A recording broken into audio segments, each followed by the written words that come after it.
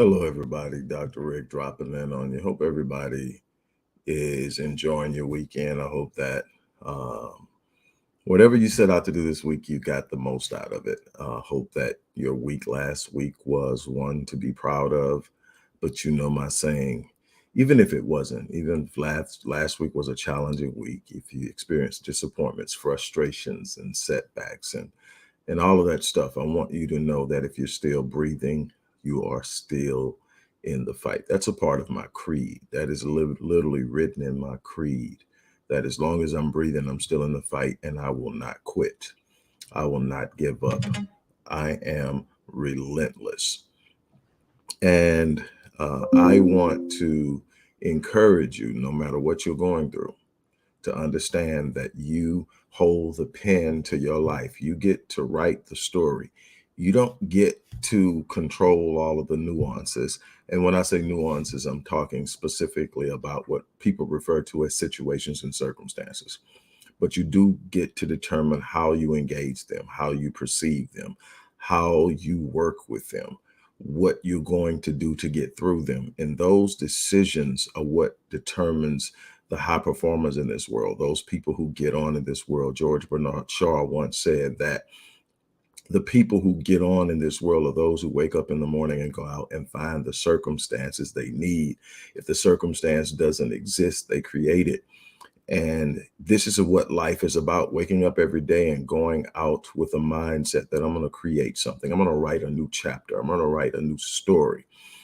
And that's what my work with people has always been about, teaching them how to pick up the pen, teaching them how to pick up the pen and write a new chapter, to change the narrative. You have the ability within you, the God-given ability within you to determine, this is not the life I want to live. This is not the direction I want to go in. You can sit up and say, I started out in poverty. I started out in an abusive home. I started out with absent parents. I started out struggling in school. I started out people telling me what I could not do. But at any point in time, you can map a new story by changing your thinking, by determining in your mind that you are not going to accept your particular situation that you're unhappy with as your lot in life. I tell people all the time that poverty is not your lot in life. Suffering is not your lot in life. Being in last place is not your lot in life. It's what you have chose to accept by the belief most of the time that it is, that this is just what it is. This is how it's going to be. I want to encourage you to step out of that. Um, People ask me, why have I been as successful? Number one, in my own endeavors and chasing my own visions and dreams. And also, why have I been as successful in helping other people do the same? And it's that I first and foremost understand the power of the mind.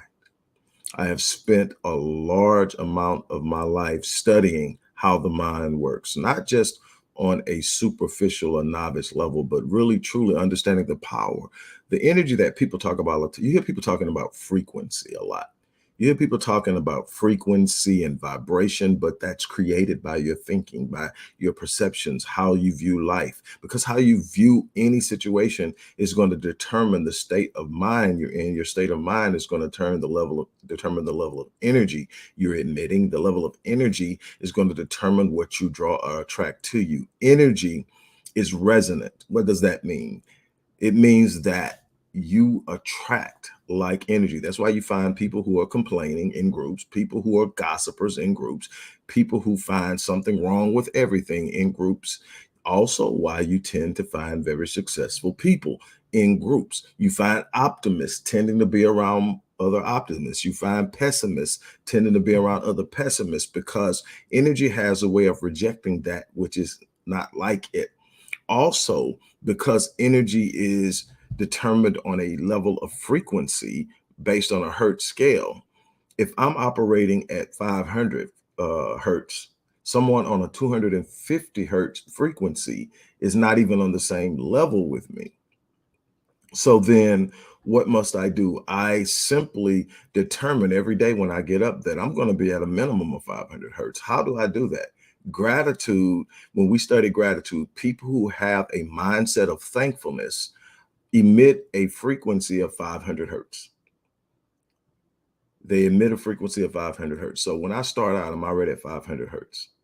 If I have the ability to feel and to give love, I'm not talking about romantic, emotional. I'm talking about genuine benevolence and a desire to see others okay, to give of myself, and to also be able to receive it and expect it. Then that pushes me up another 50 to 75 hertz. So now I'm at 575, maybe even 600 hertz. Now I start to move in the area of the supernatural when you start talking about revelation. What is revelation? The discovery of things new. The more you seek new things, the more you learn things, what happens? Higher level of confidence, a greater desire for exploration, a stronger imagination. Why is an imagination important? Imagination is where you create your new reality. What most people tend to do is they tend to consult their past in order to determine whether or not they can do something in the future. And what happens is if I've lived a life of poverty and all of a sudden I decide that I'm going to develop riches and I'm going to develop and grow and generate and build wealth, I cannot consult my past for permission to do it. Why? There's nothing in my past that says I can't. So when I start consulting my past, what happens? I'm reminded of where I'm from. I'm reminded of what I've been through. I said, well, wasn't able to do it. Daddy wasn't able to do it. Grandparents couldn't do it. None of my siblings have done it. And you go on and on. And what happens? You talk yourself into this idea that, hey, man, I'm where I'm at. Who am I fooling? And no, when you desire to do something, God gave you an imagination. You know why we struggle with using our imaginations? Because we live in a culture that crushes it right around the time we start school. Go back. You're 4 or 5 years old. I remember growing up, we would make anything out of anything. We would turn a stick into a gun. We would turn a broom into a horse. Girls would turn mud into cakes. And we would live this life and you would swear we were doing the why? Because the imagination was wild. Then you would ask us, what do we want it to be? And whatever the wildest thing we would think of, and what would happen, it would be cool and fun, and they would laugh. But right when it's time to go to school, they didn't want you to go to school embarrassing yourself or embarrassing them. They would tell you what, get your head out the clouds, stop daydreaming, be realistic. So now you just told a 4-year-old, a 5-year-old, be realistic. Now the problem with that is you're still in a state of theta up until you're around the age of 7. What's that? That's where you're downloading all of this information that creates the paradigm through which you're going to live life. What you can do, what you can't do, what's acceptable, what's not acceptable, how you talk, what you don't say, what you do say.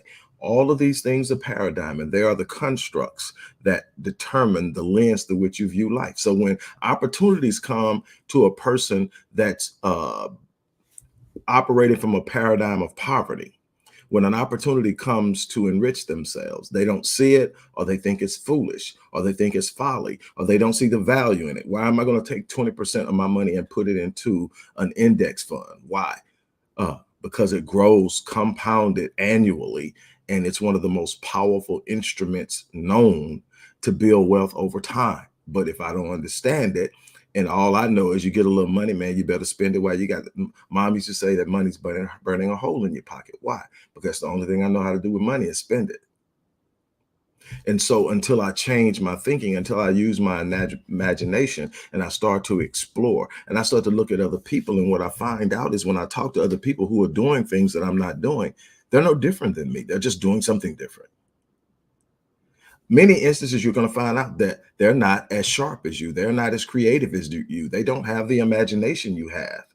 But all of a sudden, they're doing things you're not doing. Why? Because they're willing to step outside of the box. They're willing to go a little bit further. So when people ask me, why should I work with you? It's because I'm going to introduce you to a part of yourself you've never seen before. I'm going to introduce you into the part of yourself that God wants you to see. I want to introduce you to the gifting that probably has been hidden since your childhood. It's been covered up over all of these things that you've been told you're supposed to do. All these things you've been told you can't do. All these things you should do and you should focus on, because that's what you do in this life. You do this, this, and this, and then you go do this the rest of your life. And so you've jumped into this regiment of mediocrity, this regiment of being average, and average is actually celebrated. Average is actually something that people look at and say, well, I'm about average. Average is saying, I haven't tapped my gift. Average is saying, I haven't explored the possibilities of greatness lying within my DNA. And what I do is I take you on a systematic approach to discovery of self in your thinking, in your gifting, in your imagination and ability to explore what once was considered impossible, but to view it as a possibility. And all you need it to be is a possibility. You don't even need a probability. You need a possibility, because once you think it's possible, you start to ask yourself how. You start to ask the questions that open the doors to the unbelievable. I am doing some things with my company that I'm so excited about. I'm doing some things that um, are on the cusp of something remarkable.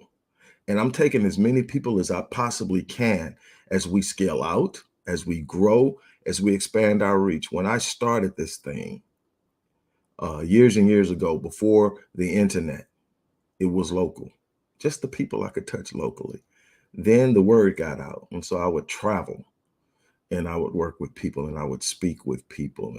And then now it's global. I have clients in Switzerland, clients in the UK, clients in certain areas of Africa, a couple of clients in Sydney, and in the Caribbean. And it all started because I had a vision that says, I'm going to take the internet and leverage it. I'm going to send my gift to as many people as can receive it, regardless of geographical locale. So it stopped being proximal and it started to be, use what's in front of you. Step outside of your zone, get in front of a camera, deal with the discomfort of not being good at something until you become great at it. I remember my first few videos, and I said, man, I'm going to do it on Facebook. I'm going to load them on. And this is before Facebook had live. And I'm going to load them up and do them on YouTube. And when I got to YouTube, man, 2 or 3 people would view it. I get 2 or 3 likes, 2 or 3 views, and I'll come back and I'll do it again. And didn't really know what I was doing, didn't feel comfortable, but I knew that it was what I was speaking my truth. I was speaking my experience. I was speaking my knowledge. I was just speaking it to a whole bunch of people at one time. Well, I wasn't a whole bunch, it was a few people. But there was this one person that would show up on every video and tell me how horrible my videos were. I didn't even know what a troll was at the time. But I could have sit up and looked and said, man, I got 3 views, and one of them is a person that's telling me my stuff sucks. But every day I woke up and I did a video, and then something happened. Facebook came up with live, and I'm saying, I'm not going live. Then I thought, I'm used to speaking to people live. I wonder if the energy is different than just talking to myself in front of a camera. And it was. I got on and I was able to talk, and people were interacting with me. They were putting their comments in. And so I could see what people were thinking, and people were actually engaged, and people were actually taking it in. And so the energy was there, and I was receiving and I was giving, and it went viral. And I haven't looked back. I don't do a whole lot of viral content because people tend to look for things shiny. I remember my grandmother telling me a long time ago when I was a kid, son, everything that glitters ain't gold. And I started to understand that a lot of the things that really grow us aren't exciting. They're not sensational. They're methodical. They're step by step. And that's the one thing I do is I get my clients excited about taking those steps. You want to get to that goal is 300 steps from now. But if you'll never get there if you never take the first one. Get excited about the first one, because the first one means you only have $2.99. And you've got to sit up and you've got to take that. And I do that over and over again. In celebration of this new thing that I'm going to do next year, let me tell you something. Next year, I'm doing 2 retreats on location in San Juan, Puerto Rico. I'm doing a singles retreat at the end of July, and I'm doing a couples retreat at the end of August in San Juan on location. Um, I'm not going to get too deep into it because this isn't what it's about, but I want to tell you about it because there's a way that you can actually tap in and get into it where I happen to pay the initial deposit and pay it all down by the end of the final due date. But this is going to be about learning how to write a narrative. We're going to write a story, but we're going to explore ourselves. We're going to learn how to heal and how to grow. I tell people all the time that you don't get what you want in this life, you get who you are. You get what you're able to become. What we look at is we think if we want it hard enough, we'll get it. The thing is, if you want it hard enough, you have to act on it. If you never act on it, you never move. You never get involved. You never get engaged. So many people are so afraid of failure that they fail. I am a firm believer that failure is inevitable, but failure isn't final until you quit or you never start. Those are types of failure: never starting and quitting. One of my mentors, the unbelievable, remarkable, great Dr. Miles Monroe, used to say that the cemetery is the wealthiest place on the planet. I've also heard Les Brown quote that, but it was Dr. Monroe who first said it. And he says that in the cemetery, you're going to find books not written, companies not started, dreams not pursued, relationships not created, financial empires not built, because people didn't act on their gift. People didn't didn't access, activate, and actualize their potential. That's why you always hear me say when I live every day on full. I live my life on full every day, so that when I leave this place, I die on E.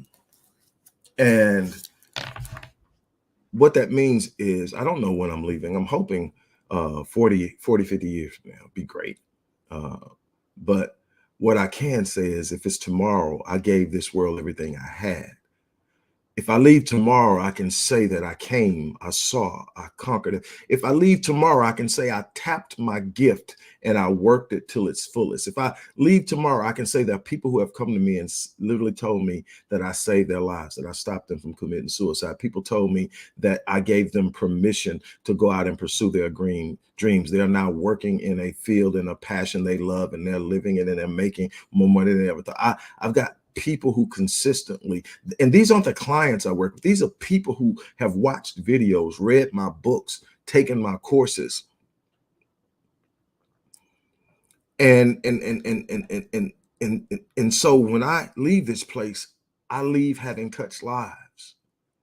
I leave a legacy that will speak of me long after I'm gone, because I refuse to live by default, which is how you get to average. So when people ask me why should they work with me, and I've scaled back the number of people I'm working with on one-on-one this year because I created courses. I want to be in front of more people. I want to touch more lives. Now, there's no greater level of accomplishment than working one-on-one, because I'm dealing with you specifically about specific issues that you're facing, and we work it out over the course of whatever, depending on what package you're on, and you get unbelievable. But I only have so many hours in a day, so it limits the number of people I can touch. And not everybody can afford to work with me. So I created these programs. What I am doing now, and for the next 24 hours, is I'm taking my gold package. I have bronze, silver, gold, and platinum. The platinum is a year package. But I'm taking my gold package, which is a 6-month package, 26 weeks. It's $7,950. I'm making it $1,995 for 24 hours. Again, this isn't for everybody. This is for the person who has decided that they're not going to live on default. It's for the person who has decided that they're going to write a new narrative. It's for the person who's decided that I know there's something better on the inside of me. I'm not going to accept poverty as my lot in life. I'm not going to accept misery as my lot in life. I'm not going to accept suffering as my lot in life. I'm going to write a new narrative. I'm going to take the pen in my hand. I'm tired of other people holding the pen of my destiny. So I'm going to take it and I'm going to walk out of my comfort zone and I'm going to walk into greatness step by step. Now, not only are you getting my 6-month package, which is 770, was it 79.50 for 19.95, you will automatically be considered to have paid your deposit or down payment on this singles and couples retreat, whether you're single, which is in July, or whether you're a couple. And this retreat is not, we're not hanging out getting drunk. You'll have opportunity that. It's going to cover your room and board. It's going to cover your food. It's going to cover one excursion. This is a week. It's going to be from the 25th through the 28th for the singles, the 22nd through the 25th of August for the couples. But we are literally going to be engaging. We are going to break down. We're going to work on healing. We're going to work on growth. We're going to work on writing a new narrative. You will leave this place with a new story that you can literally walk out and live out. This is going to be the most intensive 4 days of your life, but it's going to be exciting. It's going to be wonderful. It's going to be joyous. Now, let me tell you a story. I could talk about the 47 companies that I've started. I could talk about the revenue that I've generated over the last 30 years. I can talk about the 26 books I've published. I can talk about the clients and all that stuff in the different countries. But let me tell you something. Everything that I've ever done is done because I give myself to what I do. When someone comes to me and say, "Hey, doc, do you think you want to do this?" I look at it and I ask myself a question. Am I willing to go the distance? Because I don't quit. So if I'm going to take something on, that means no matter how tough it gets, no matter how long it takes, no matter how many bumps and bruises, setbacks, delays, and disappointments and frustrations I experience, I'm going to wake up every day and I'm going to go hard in the paint until it's done.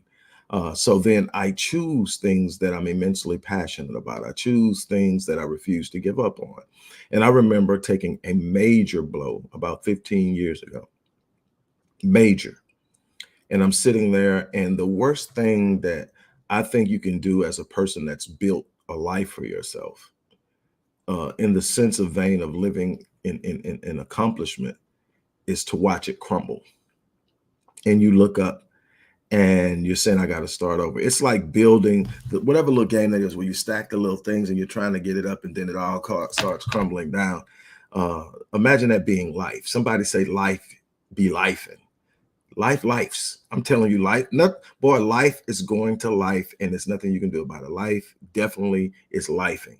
And the thing is, you can sit up and you can whine about it, you can complain about it, you can point fingers at people and blame your situation, you can blame your upbringing, you can blame your parents, you can blame your financial background, you can blame your race, you can blame a bunch of things. At the end of the day, life is going to be the decisions you made to change it. If you made a decision to change you, it will change. But the decision has to be one of commitment. And I remember going through this, and I remember saying, man, where do I start? And when you're sitting down and all of a sudden you go from what feels like limitless resources to very limited resources, and you're sitting up and saying, I need to do this and I do that. And what I realized is I needed to have somebody that had been through it and overcome it, had had a lot, and then had nothing and had to rebuild it, had the blueprint, but also had the mindset.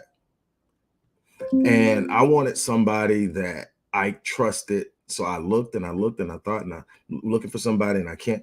And then all of a sudden, a friend of mine was talking about, man, former athlete that I know. He said, man, I just went and checked out Tony Robbins on this 4-day event he had in Jersey.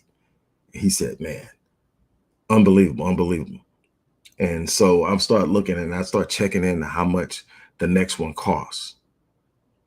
And I looked at it and it was like 6 grand, 5 grand, 6 grand, something where so it was a substantial amount of money.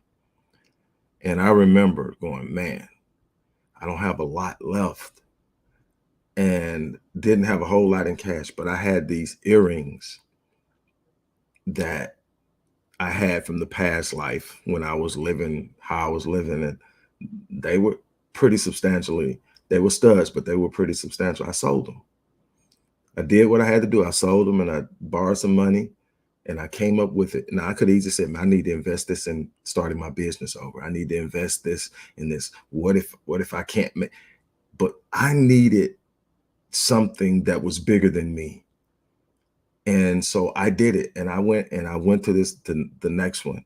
It was in South Beach. And I talk about it a lot. Normally, I don't talk about the Tony Robbins things. I just talk about the earrings and getting a computer and starting my business. But this is what happened. I went and it changed my life. It changed my life in so many different ways. Tony is so much more than this motivational guy that you see talks. He's got an ability and understanding about things that's pretty amazing. He's not the only one. I've studied them all. Joe Dispenza, Ed Limpton, Les Brown, Dr. Miles Monroe.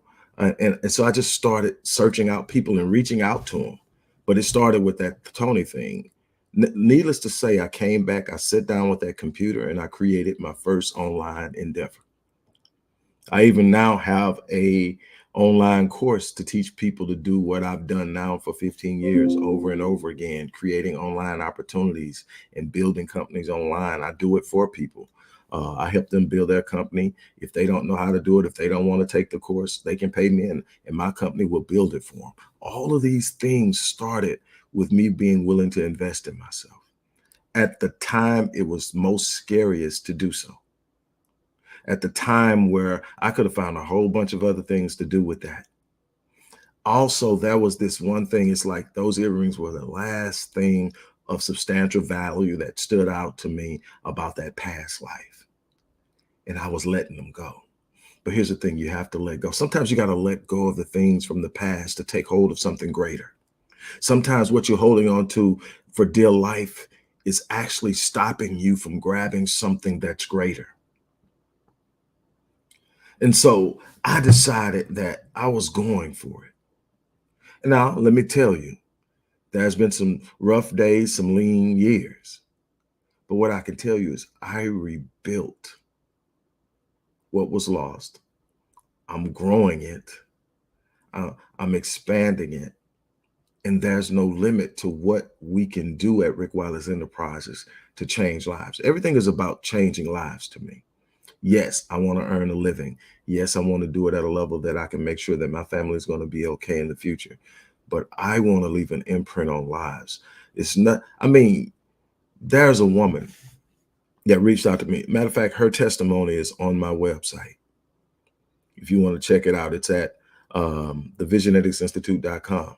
You can go there and you can look at some of the testimonies, and hers on there. She said that she had been married for 28 years and her husband died. And she said all of her identity was tied into that marriage. Everything she knew about who she was tied to that. He was a good man. He loved her. He took care of her and he was gone. And she didn't have anything to hang on to and she was about to give up. And I can't tell you how many times this next thing says, I just happened to come across your video. Man, if I could tell you how many times I've heard that, God is good. But anyway, said, I just happened to come across your video. And within minutes of listening to it, there was something inside of me that says there's something to live for. There's something to hold on to. And I started to see the beauty in me and what was left. And I started to be able to appreciate the life I had with my husband. But I also saw the responsibility and the need for me to live still. And she said a year ago, this happened to her 6 years ago. Say a year ago, I met a man. He's not my husband. Well, he's not the husband that passed away, but he treats me well. He knows how to talk to me. He knows how to carry me. And a few months ago, we got married. And Dr. Wallace, I just have to say thank you. I had a person come to me and say, 2 years ago, Dr. Wallace, I was ready to give up. I was about to kill myself. And I just happened to come across your video. And there was something in that video that spoke to me in a way that I've never been spoken to before. It was like you were talking to me. And I decided, you know what? I'm not going to quit. And I just want to say thank you. And those keep coming. And I wouldn't have to have but one of those my whole life to feel like I've lived and I've done something. But I'm looking up. But what would have happened if I would have just gave up? What would have happened if I would have accepted defeat? If I would have accepted, well, I had a good run, but I can't take this. I'm just gonna fall back. I refuse to fall back. Anywhere that you go that I've spoken, and I'm coming back to speak again, and the people that were there the first time are there. As I'm walking towards the podium, I'm walking towards the mic, you will hear them saying, no surrender, no retreat, because it's all through my message. No surrender, no retreat. I don't give up. I don't quit. I don't turn around. I don't fold. I don't fall back. I wasn't designed to quit. The designer had no desire for me to fold under pressure. He built me to stand. And I can tell you there have been times when I did not have the answer to the enigmatic issue I was facing. And I just had an understanding that I was built. I would look myself in the mirror and I would say, you're built for this. And I would say it until my spirit heard it and believed it. I would square my shoulders and hold my head up as if I had already solved the problem. And then I would open up my mind and my imagination so that I could hear and listen and feel and recognize the solution. I once heard Quincy Jones, when someone asked him how he was able to be as successful he was growing up during Jim Crow and having to travel the Chitlin circuit and having to do all the stuff that he had to do. And he says, I don't have problems. I've never had problems. And the person who was talking to him, somebody I also respect, Jim Quick, asked him, come on, man, everybody has problems. He says, I don't have problems. I have puzzles. And I was like, whoa. Because before he could explain it, my mind's already processed it. When you say puzzle, the next thing comes to mind is solving it. So instead of looking at the problem, you see a puzzle, you already trained your mind to look for the answer. So if I'm focused on the answer, what am I not focused on? I'm not focused on the problem. Whatever you focus on, you feel. So I work with my clients to ensure they're focusing on the right thing.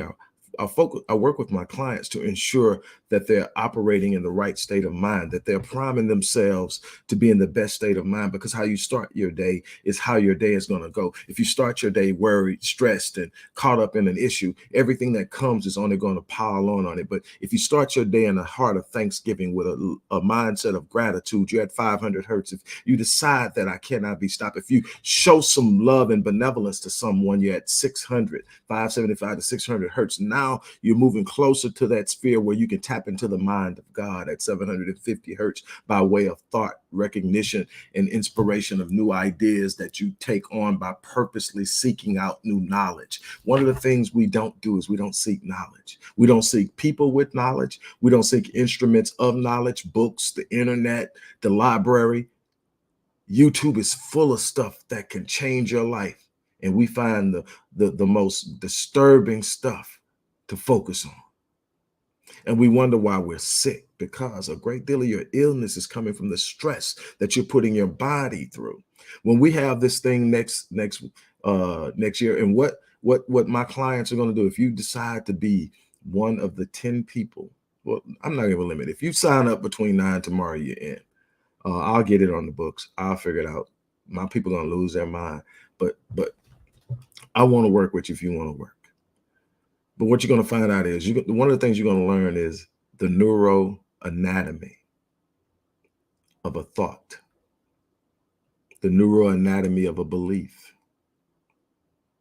and the beauty of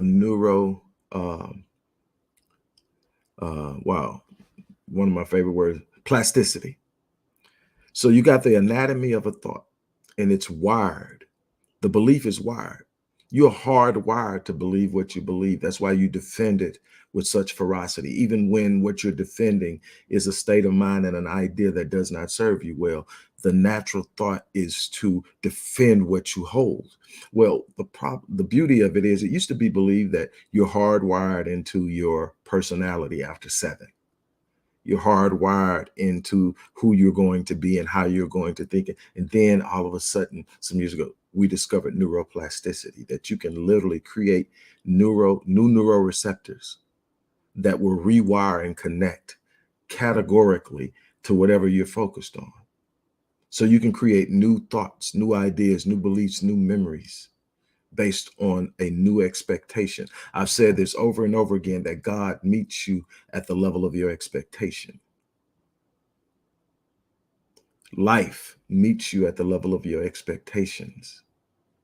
The universe meets you at the level of your expectations. You're never going to live life consistently above what you expect to happen. Matter of fact, the more you expect it, the more you manifest it. You are simply living out the thoughts from the past. You've heard me say this before in my book, I Am, which is my 21st book. The theme of that book is your thoughts are the seeds of your destiny. You're planting the seeds of your future by the way you think.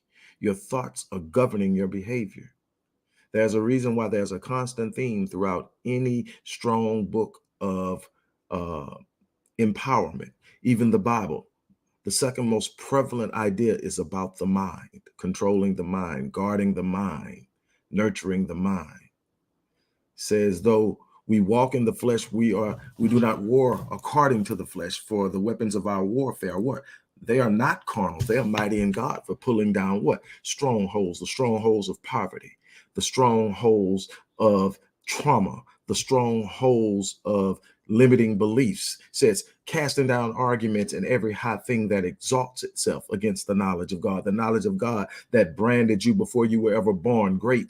That cast down every argument that exalts itself against the knowledge of God. Every idea and thought that says that poverty is your lot in life. Then it says what? Bringing every thought into captivity. It's your responsibility to monitor and manage your thinking, because in managing your thinking, you manage your future. And that's why I am as good as I am with my clients, because I have invested myself in mastering neuro-linguistic programming, psycho-cybernetics, embodied cognition, transformative vocabulary. Why? Because, and obviously psychology, but why? Because when I can change my thinking, when I can change my speech, imagine one of the biggest things I see people, they talk themselves into deeper negative thinking. Now, we know that your speech is a reflection of what's in your subconscious predominantly, and you control roughly 5% of what you say consciously. But normally when you're flowing off of what you already have inside of you, your subconscious. Well, if I were to go back and I would translate that into biblical terminology, your subconscious would be your heart.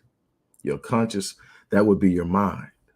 Guard your hearts and mind. Guard your hearts and minds. How many times do you hear that and see that and read that in the Bible? What is it saying? It's saying that I need to guard the thinking that I'm doing consciously. Why? Because that tells the subconscious what's important to me, what to focus on, what to ID. There's a bundle of nerves at the base of your neck called the reticular activating system.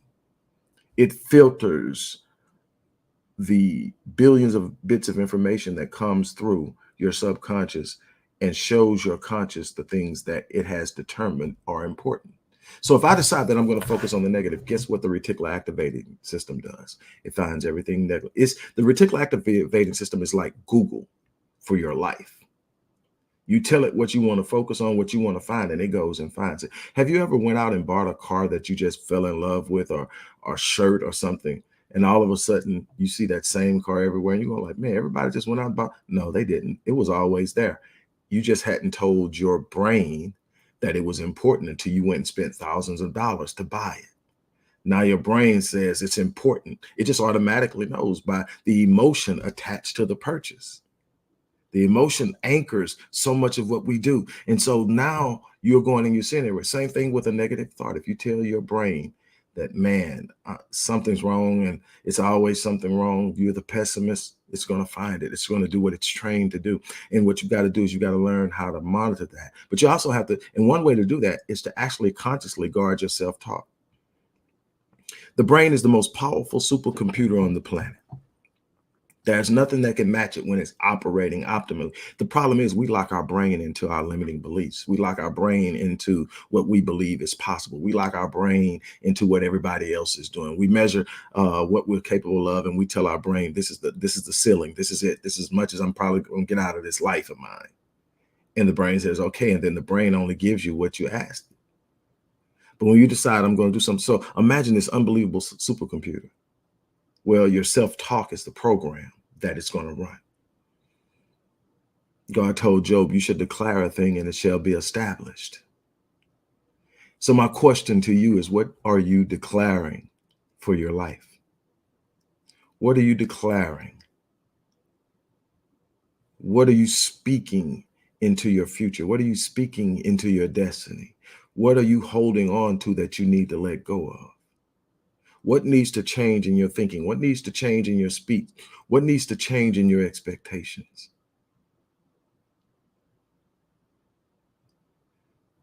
The answers to those questions are the very things that will change your life forever. Here's what I believe. I've had the opportunity to work literally now with thousands of people over the course of my life in one way, shape, form, or fashion. And I've worked with people with Down syndrome. I've worked with people on the autism spectrum. I've worked with people from extreme poverty. I've worked with people who are exceptionally wealthy. I've worked with people who are white, Black, Asian, and on down the line. And what I can tell you is I've yet to meet a person without a gift.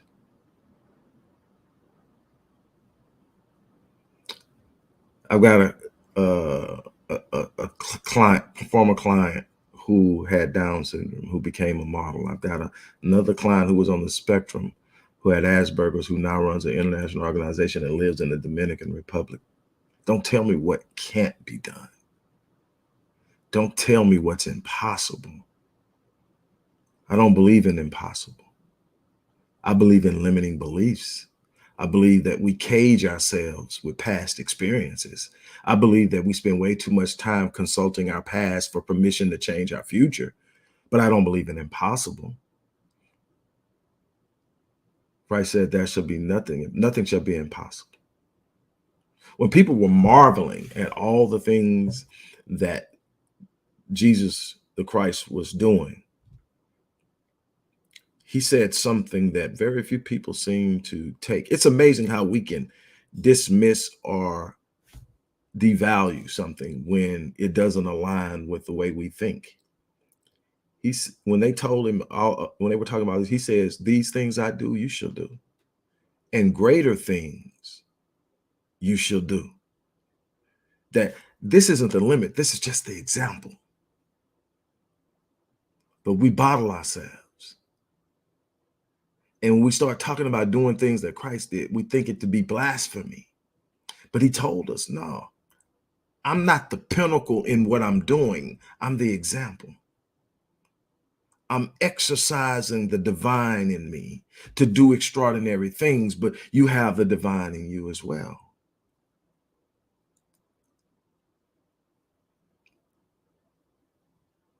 It's time to unleash your mind.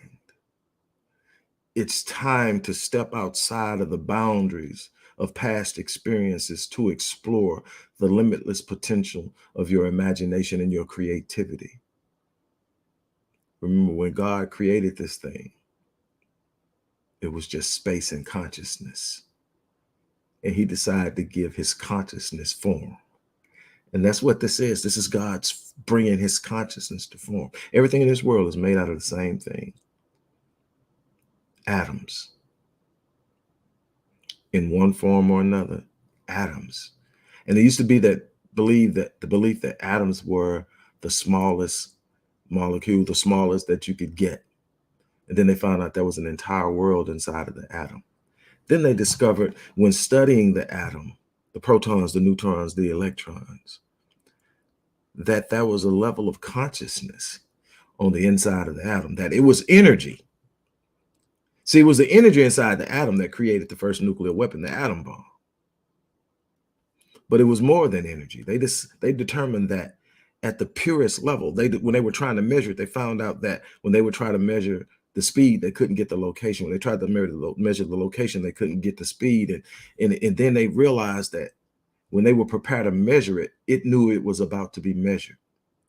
It would start to move when they would get ready to measure it before they started measuring it.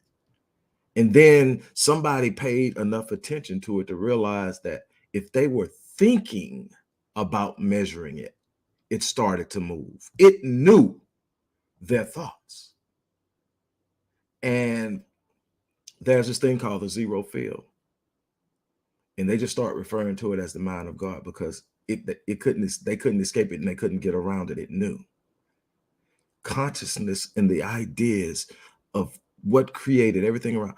You ever ask yourself, what the hell was Orville and Wilbur Wright thinking about when they decided, I'm going to create a machine to fly? It had never been done before. Birds fly, people walk. It was simple. Everybody's talking about it. By that time, Newton's theory of gravity was well known. You're not getting off this ground. You might jump, you're coming down. But they didn't give up. Something inside of them said it was possible. Can you imagine the thought that had to go through their mind when it happened? Alexander Graham Bell sitting around, man, I'm not finna ride well, but I'm not going to no telegraph. I'm gonna create something where we can run wires, and a person can pick up the phone, tap it a couple of times, the operator's gonna pick it up and patch it in. Somebody's gonna pick it up on the other line. I'm gonna talk to somebody in an entirely different city. Okay, Alexander, you own that stuff. Then somebody said, man, forget the wires. We don't even want the wires. We're just gonna have a cellular signal, and you're gonna be able to talk, and simultaneously somebody's gonna hear you around the world. Smoking that stuff. Somebody says, well, hey, why don't we take it a step further? Why don't we have video conferences around the world? They put it on the Jetsons, and people said, man, that'll never happen. Everything on the Jetsons pretty much almost now is happening. You unbridle the mind, you unbridle the possibility. We're limited by what we accept. The only limitations are the ones we accept. And the mind is so powerful that when you tell it this is what the limitation is, it will lock it in, and you will not get past it. Roger Bannister, distance runner, a miler. Up until 1954, it was believed that no one could run the mile under 4 minutes. It's called the 4-minute barrier. And to double down on that belief, without any scientific proof, it was believed that if you were happen to somehow run the mile under 4 minutes, you wouldn't live to celebrate it because your heart would explode. So there was a belief you couldn't do it, and that if some kind of way you figured how to do it, you would die. You want to guess how many people were probably on a pace to run the mile in under 4 minutes and realized it and backed off the pace? Are you backing off the pace right now? But Roger Bannister decided in 1954 he was going to run the mile in under 4 minutes. And he did. And then they rushed him and they hit him with the questions. How did you train? What did you eat? And he said, I simply ran it 1,000 times in my mind. I ran it 1,000 times in my mind. You know the beauty of that? God created that for a reason. He created the mind not to be able to determine the difference between what you imagine and what's real. Why? Because if you can imagine it, you can create it. The brain simps up and says, we've done this already. Once you've done it once, you can do it again. It's common sense. So once you tell your mind you've done it, you've broken the idea of impossibility. Now, here's the beauty of this thing. In the next 2 years, 200 other people did it. I wonder why. It was no longer impossible. Would you be a person that will end up doing something that no one's ever done before? Whatever that is.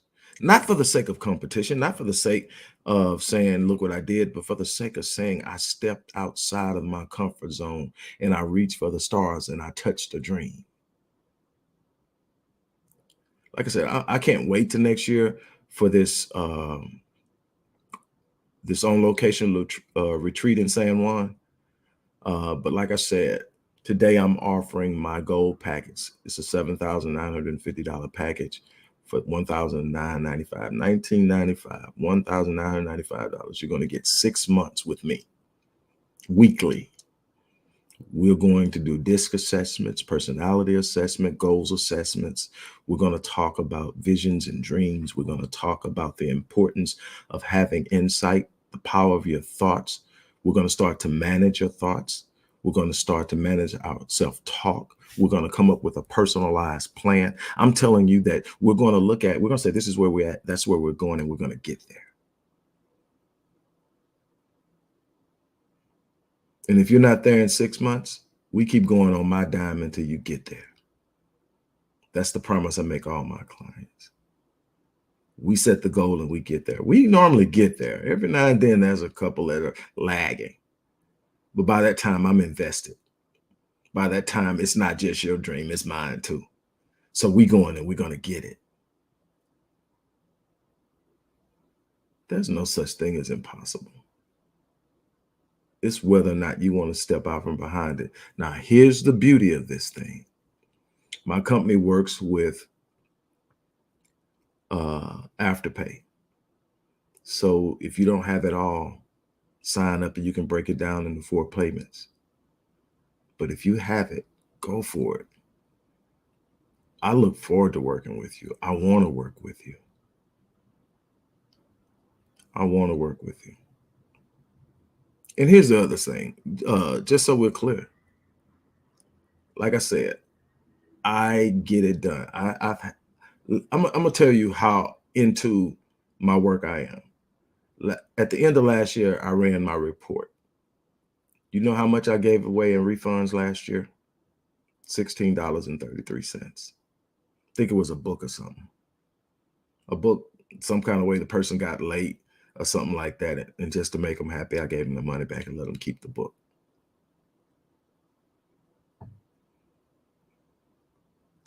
I get the job done. But here's what I'm going to do.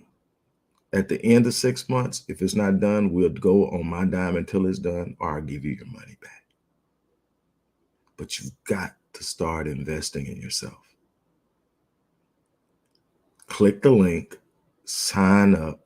You're going to get a welcome packet, and we're going to start the process of onboarding you. And within a week, you're going to be talking to me for the initial consultation. And then after that, we get started. You got to start somewhere. And I'm hoping that you guys take advantage of it. Look, I'm going to get off of here, start unwinding for the remainder of my evening so that I can be rested and ready for bed and get up and go at it again tomorrow. Don't miss this opportunity. On that note, as I always say, I live my life on full so that when I leave this place, I die on E. There's something about leaving a legacy that's just deep. I tell people all the time, the first half of my life was about me, about what I can drive, about what I can wear, about where I lived, about where I could travel, about proving to people that a boy from the hood could do what I was doing. And I was waking up in that big house, 2 or 3 o'clock in the morning, every freaking night, pacing, couldn't sleep. And it wasn't just not sleep. I was miserable. And I went to my mentor and had a conversation with him. He says, all the stuff you're accumulating will never fill the space of your purpose. Until you start to live your life in your purpose, none of these things are going to fill it. Not the women, not the clothes, not the cars. You have to start living on purpose. So I tell people all the time, the first half of my life was about me. The second half has been about my legacy. I can leave this place at any time now, fulfilled. You can't beat it. You wouldn't trade it for anything. And I want to help as many people as possible achieve their greatest self. So on that note, I'm out of here and I hope you guys join me. Let's ride. Let's make 23 the best year of your life. On that note, I'm out of here. Thank you guys for riding out with me. Those of you who've been here to the start, from the start to the finish, thank you. Share the video with as many people as you can for encouragement and insight. There's a lot of stuff that I put out there that is life-changing in and of itself. And for those of you who want to take it and literally sit down with the person who gave you that for 6 months and make something huge happen in your life, let's make it happen. On that note, I'm out of here. You guys take care.